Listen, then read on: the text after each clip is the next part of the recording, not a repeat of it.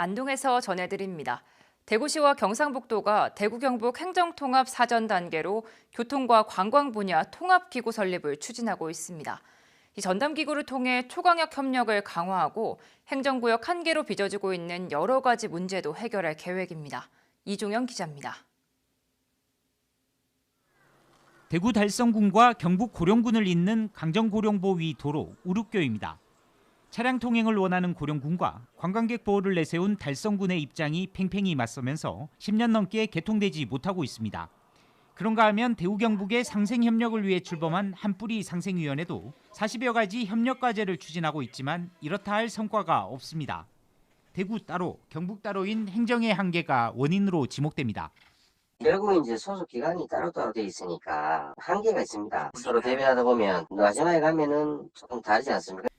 대구시와 경상북도가 이런 문제를 해결하기 위해 초강력 협력 행정기구, 이른바 특별지방자치단체 설립을 추진하고 있습니다. 특별지방자치단체는 공공법인 형태로 대구시와 경상북도 공무원, 시도의원 일부가 별도 법인에 소속돼 통합행정 업무를 맡게 됩니다. 통합신공항과 광역교통망 구축, 연계관광 등 행정구역을 넘어선 업무가 대상입니다.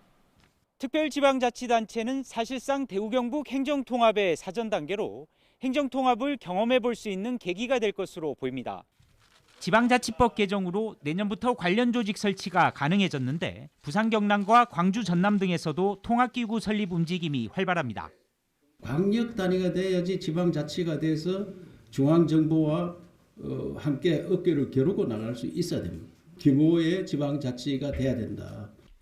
대구시와 경상북도는 조만간 광역행정기획단을 구성해 특별자치단체 운영규약을 정하고 시도의회의 승인을 받아 내년 하반기쯤 통합기구를 출범할 계획입니다. KBS 뉴스 이종영입니다.